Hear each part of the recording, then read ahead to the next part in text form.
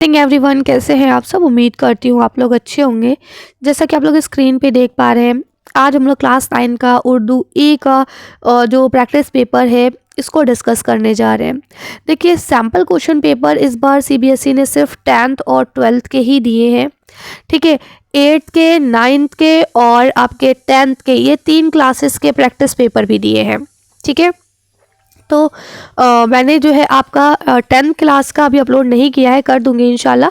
9th में उर्दू ए अगर है तो वो मैं आज अपलोड कर रही हूँ, और उर्दू बी का मैं पहले से अपलोड कर चुकी हूँ। ठीक है, तो ये देख पा रहे होंगे आप, ये सैम्पल पेपर नहीं है बल्कि एक प्रैक्टिस पेपर है। ठीक है, ये प्रैक्टिस पेपर आप कैसे डाउनलोड कर सकते हैं, इसके लिए मैंने पहले से ही एक शॉर्ट बना दिया था। अगर आपने नहीं देखा है तो आप लोग देख लीजिएगा।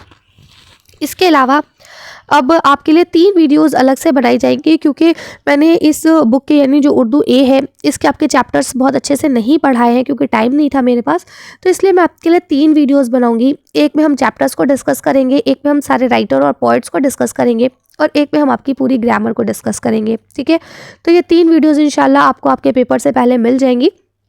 तो आप लोग चैनल को सब्सक्राइब कर लें कि जब भी आपके लिए वीडियो अपलोड हो आपको नोटिफिकेशन मिल जाए। साथ ही जो भी आपका ग्रामर में एस्से रहता है, एप्लीकेशन रहती है, वो सारी अलग अलग मैं आपके लिए डेली बेसिस पे अपलोड कर रही हूँ। वो चीज़ें आप टाइम टू टाइम देखते रहें, ताकि आपकी नॉलेज भी बढ़ती रहे और एग्ज़ाम में अगर कोई भी क्वेश्चन आए उसमें से तो आपको पता हो। तो चलिए इसे शुरू करते हैं।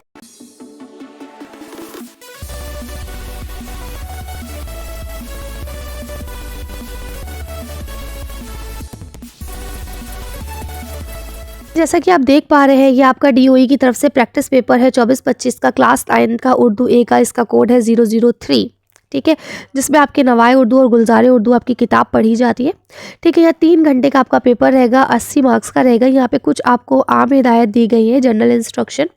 उसके बाद यहाँ आप देखेंगे कि आपको पहला सेक्शन दिया गया है, यानी सेक्शन ए, जिसमें यहाँ आपको दिया गया है कि ये गैर दरसी इक़्तिबास है, इसको पढ़िए और इसमें पूछे गए सवालों के जवाब दीजिए।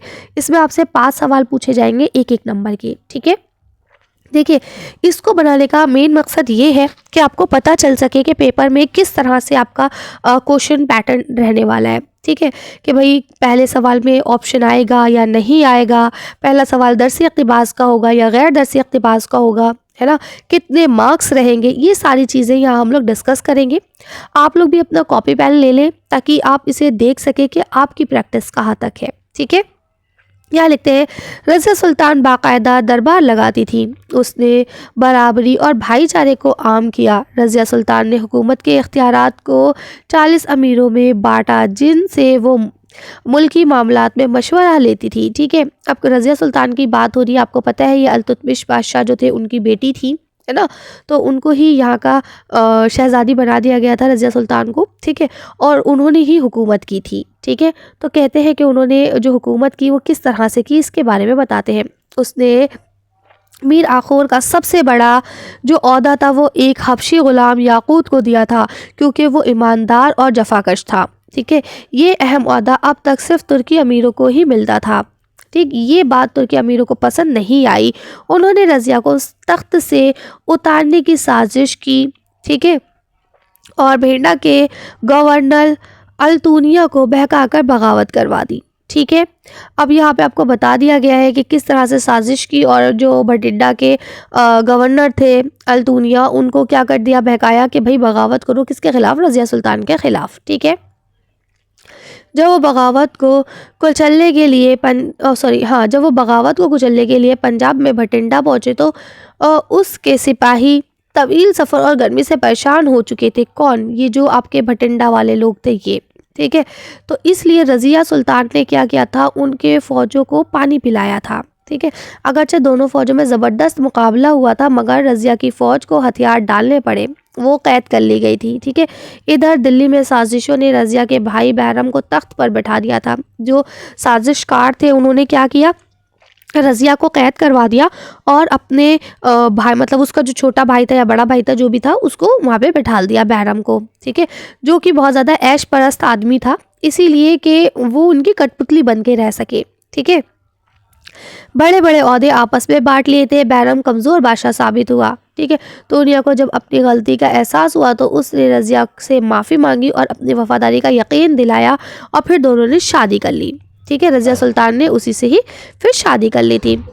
तो अब देखिए पहला सवाल यहाँ आपको लिखा है, रज़िया सुल्तान ने किस चीज़ को आम किया था? तो भाईचारे को आम किया था। ठीक है, अगले सवाल पे आ जाइए, रज़िया सुल्तान ने अमीर आखूर का ओहदा किसको दिया था? तो आपने पता है अभी आपको कि वो एक हबशी याकूत था, उसको दिया था।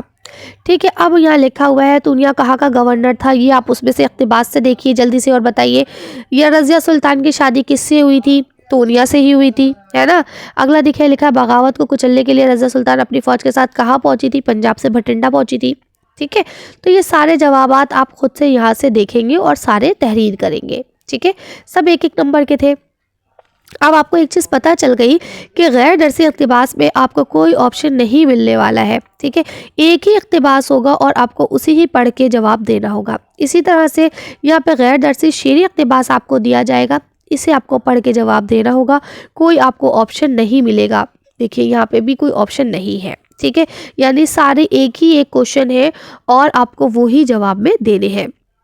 यहाँ लिखा है, देखो बसंत लाई है, गंगा पे क्या बहार, सरसों के फूल हो गए हर सिमत आश्कार, है कितनी खुशगवार हवा को है सार की, हिंदुस्तान में है यही रुत बहार की, हर कोई कह रहा है जाड़ा निकल गया, मौसम बदल गया कि ज़माना बदल गया, आमद बहार की है रहे क्यों उदास हम, पहनेंगे शाद हो के बसंती लिबास हम, आओ वतन का हक़ मोहब्बत अदा करें, हम आंसुओं से प्रेम का बूटा हरा करें। ठीक है, ये आपका एक नज़्म का इक़्तिबास दिया गया है।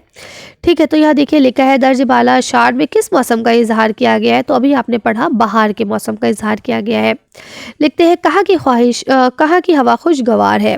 ठीक है, तो अभी आपने देखा यहाँ लिखा है कितनी खुशगवार हवा कोहिसार की, कहाँ की है? कोहिसार की। ठीक है, अब यहाँ लिखा है मौसम बहार में हर सिमत कौन से फूल नज़र आ रहे हैं? तो यहाँ देखिए आपने पढ़ा सरसों के फूल नज़र आ रहे हैं। ठीक है, आमद बहार पर शायर कौन सा लिबास पहनना चाहता है? तो आपको पता है बसंत के महीने में आपके स्कूल के टीचर्स भी अगर आप देखेंगे तो वो बसंती ही लिबास पहनते हैं, है ना। बसंत के मौसम में बसंती यानी थोड़ा सा ऑरेंज, थोड़ा सा येलो मिला हुआ जो कलर होता है उस कलर के कपड़े पहनते हैं। ठीक है, उसे ही क्या कहा जाता है? बसंती लिबास। ठीक है, अब देखिए यहाँ आगे लिखा है, इस मिसरे को मुकम्मल कीजिए, हम आंसुओं से प्रेम का बूटा हरा करें, है ना। तो यहाँ क्या आ जाएगा? प्रेम। ये देखिए ये लिखा है ना, हम आंसुओं से प्रेम का बूटा हरा करें। कर लेंगे, आगे चलिए। अब यहाँ आपको देखिए दरसी इक़्तिबास दिया गया है। ठीक है, दरसी इक़्तिबास में फिर से लिखा है, शादी या बर्बादी, कितनी बर्बादियाँ उसने अपने चारों तरफ देखी थी। ठीक है, अम्मा की ज़िंदगी, भाभी का इल्ज़ाम, उसकी प्यारी सहेली मुनव्वरा की खुदकशी। ठीक है, मनोरमा जो उसकी दोस्त थी उसने भी क्या कर दी थी? खुदकशी कर ली थी। ठीक है, उसके टीचर की तन्हा उदास ज़िंदगी। ठीक है, दो चार नहीं बीसों का नाम, बीसों की नाकाम शादियों को उसने देखा था, है ना। ये गालिबन आपका जो अफसाना है ना, मगर वो टूट गई, शायद उसी से लिया गया है। ठीक है, मगर वो टूट गई या शायद और वो टूट गई, समथिंग करके ऐसी कुछ नाम है, अभी मेरे जहन से निकल रहा है। ठीक है, तो आप एक बार कंफर्म करेंगे मुझे कमेंट में कि क्या नाम है इस अफसाने का। ठीक है, लिखते हैं, ये शादी बर्बादी क्यों बन जाती है?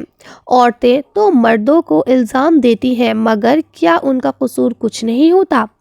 क्या ये हकीकत नहीं कि शादीशुदा ज़िंदगी को कामयाब और मुसर्रत बनाना औरतों का काम है? ठीक है, निभाने की जिम्मेदारी मर्द से ज़्यादा औरत पर आती है, अगर वो चाहे तो। क्या निभा नहीं सकती? उसने अगर शादी की तो नहीं, वो लरज उठी, जाने क्या अंजाम हो। वो अभी शादी नहीं करेगी, एमए करने के बाद फिर सोचेगी। ठीक है, और आखिरकार आपने भी पढ़ा होगा ये अफसाना कि उसकी भी शादी आखिर में टूट ही जाती है ना। तो देखिए लिखा है, औरतें किसको इल्ज़ाम देती है? तो किसको इल्ज़ाम देती है? मर्दों को।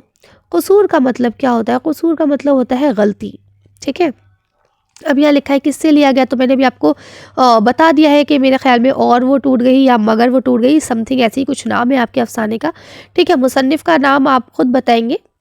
ठीक है, किसका है और ख़ुदकुशी किसने की थी? तो उसकी जो दोस्त थी मनोरमा, उसने की थी खुदकुशी। ठीक है, अब अगले सवाल पे आ जाइए। देखिए मैं आपको इसलिए थोड़ा स्पीड में पढ़ा रही हूँ क्योंकि हमारे पास वक्त होता है कम।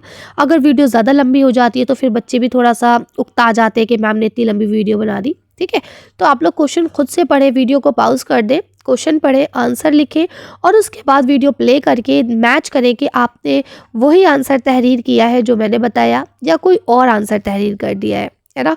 और रही बात इमले की, अगर आपको लगता है कि मैम हमारी इमला की गलती होती है तो आप अपनी बुक या फिर जो पिछली वीडियोस है जिसमें हमने चैप्टर्स को करा है वहाँ से आप देख सकते हैं।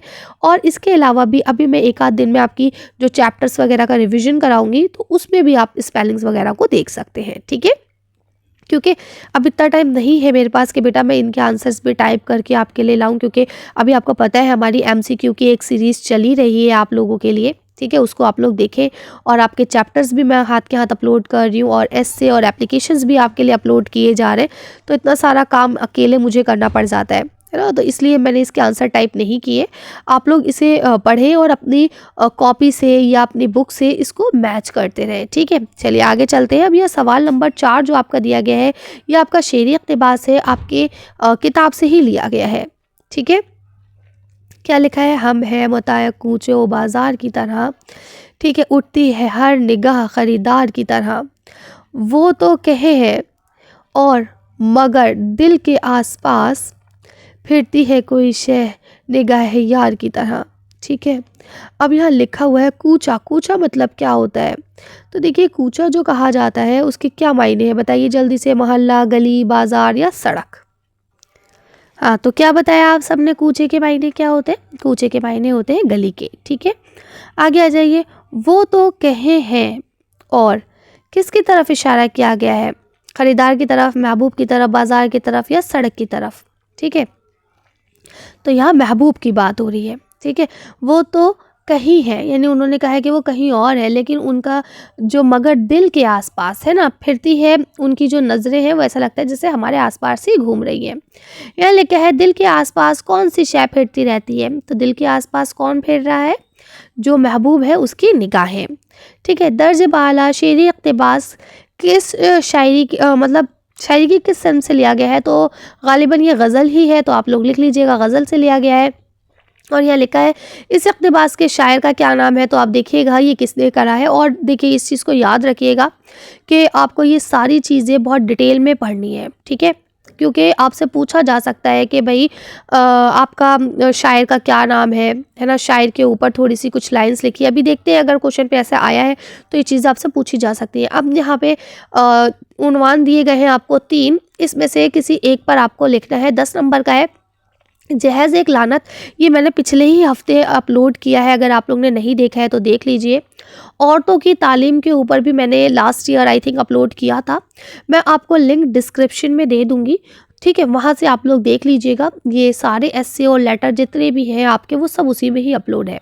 ठीक है, ये प्रिंसिपल से खेल का सामान मंगवाने के लिए या फिर दोस्त को पास होने के लिए मुबारकबाद देने के लिए ये सारी चीज़ें अपलोड है। अगर आपने नहीं देखी है तो मेहरबानी करके आप लोग इसे देख लें।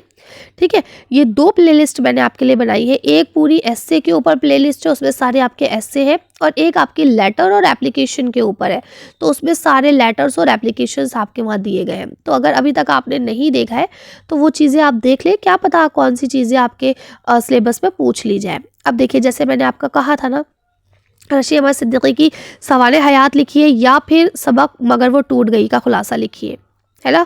तो अब देखिए ये 2 चीज़ें हैं, तो आपको खुलासा लिखना भी आना चाहिए और आपको राइटर्स के बारे में यानी अदीब के बारे में, शायर के बारे में भी पता होना ज़रूरी है।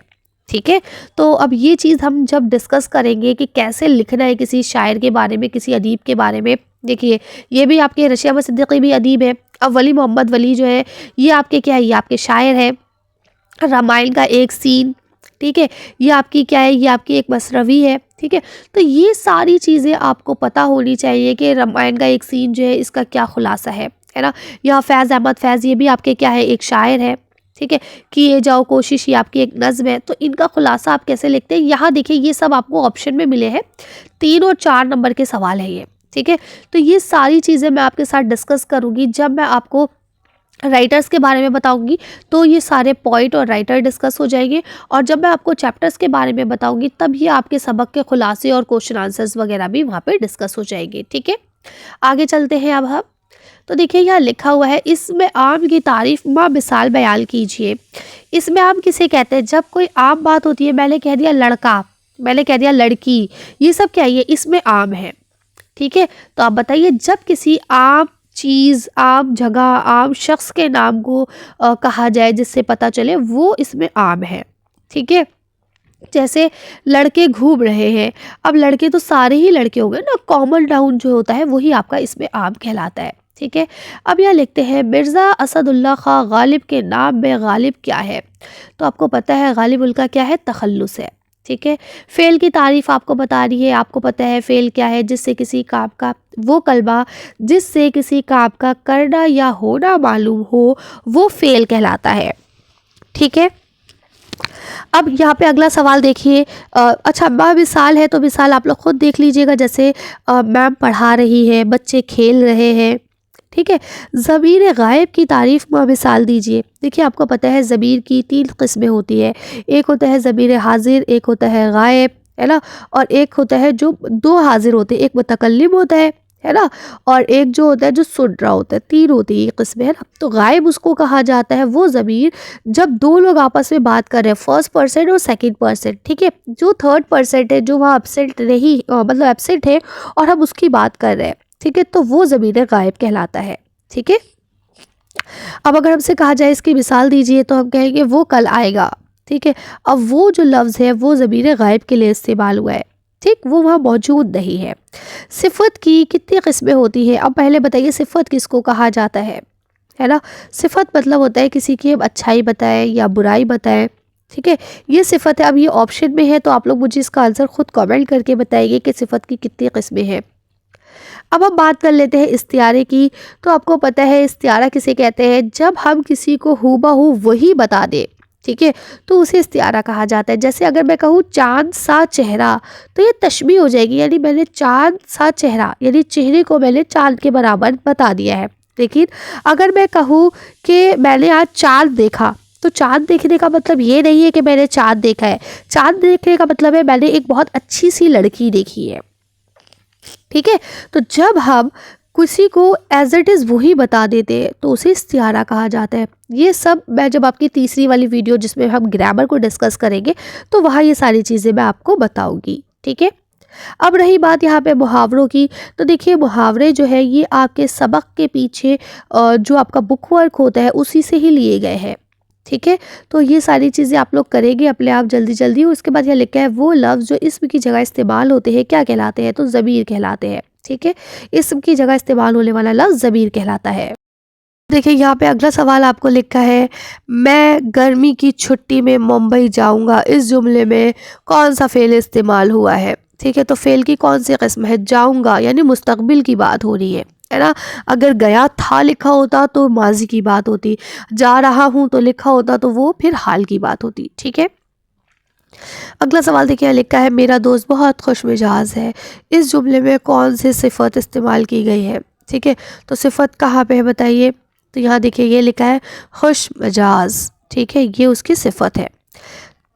अगला सवाल देखिए यह लिखा है, दर्द मलकश दवा ना हुआ, मैं अच्छा ना हुआ, बुरा ना हुआ। ठीक है, तो इसमें कौन सी सनत इस्तेमाल की गई है? तो देखिए इसमें सनत जो है वो सनत तज़ाद है, क्योंकि अच्छा और बुरा ये अपोजिट वर्ड है।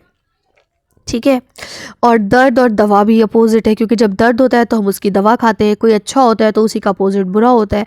तो इसमें कौन सी सनत इस्तेमाल हुई है? सनत तज़ाद। जब अपोजिट वर्ड इस्तेमाल हो तो वो सनत तज़ाद कहलाता है। नाजुक उनके लब की क्या कही है, पंखुड़ी एक गुलाब की सी है, इसमें कौन सी सनत इस्तेमाल हुई है? तो ये सनत है आपकी तशबीह, जब हमने होठों की नाजुकी को गुलाब की पंखुड़ी के बराबर बता दिया है। ठीक है, अब यहाँ देखिए लिखा हुआ है, बात करने वाला अपने लिए जो ज़मीर इस्तेमाल करता है वो क्या कहलाता है? तो जो बात करने वाला है वो ज़मीर मुतकल्लिम इस्तेमाल करेगा। ठीक है, और जो सुन रहा है वो ज़मीर हाजिर इस्तेमाल करेगा। अभी मैं आपको बताई थी ना कि मैं कंफ्यूज हो गई थी कि कितनी है, तो ये यही तीन चीज़ें होती हैं। ठीक है, अब देखिए यहाँ पे अगला जो सेक्शन है डी, इसमें आपको सवाल जवाब दिए गए हैं। ठीक है, पहला सवाल यहाँ लिखा है कि सिर्फ 2 के जवाब आपको देने हैं। यहाँ 3 है जिसमें से आपको 2 के जवाब देने हैं। पहला है कि सर सैयद ने बर्स की आखिरी याद जो लास्ट नाइट थी उसका जिक्र किस तरह से किया है? ठीक है। और इसके बाद लिखा है अब्बासी की वापसी से नसीर पर क्या असर हुआ। ठीक है। इसके बाद अगला सवाल लिखा है वो अपने साथ सफ़र में क्या क्या सामान ले जा रहे थे। ठीक है। ड्रामा खुदा हाफिज़ की रोशनी में जवाब दीजिए। ठीक है। तो इसमें से जो सवालात आपको आते हैं आप वो कर सकते हैं। ठीक है। बाकी जब हम इंशाल्लाह सवालात को डिस्कस करेंगे तो उसमें ये सारी चीज़ें आपको बता दी जाएंगी। अब ऐसे ही सवाल नंबर 16 में आप देख सकते हैं चार चार मतलब दो दो नंबर के हैं, है ना। 2 ही सवाल आपको यहाँ जवाब में देने। तो यहाँ लिखा है कौन सी चीज़ शायर के सीने का गुबार खो रही है। ठीक है। दूसरा लिखा है जलवाए गोहरनास से आप क्या समझते हैं, तालीम की कद्र कीमत क्या है। ठीक है। इसके बाद सवाल नंबर 17 पे अगर हम आते हैं तो फिर से 2 सवाल ही आपको देने हैं। गुलशन का जो कारोबार है चलने से क्या मुराद है, मजनून ने लैला की माँ को क्या जवाब दिया था, और तहजीब की यकजहती किसे कहते हैं। ठीक है। और इसके बाद देखिए यहाँ से इसके ऊपर एक शॉर्ट नोट भी आया है, चाहे इंशाइया पे लिखिए, चाहे कता पे लिखिए, चाहे नज़्म पे लिखिए। ठीक है। तो ये शॉर्ट नोट्स वगैरह ये सब चीज़ें हमारे चैनल पर अपलोड हैं। अगर आपने नहीं देखी है तो आप लोग देख सकते हैं, थोड़ा सा विजिट कीजिए चैनल पर, प्लेलिस्ट को जाके सर्च कीजिए, है ना।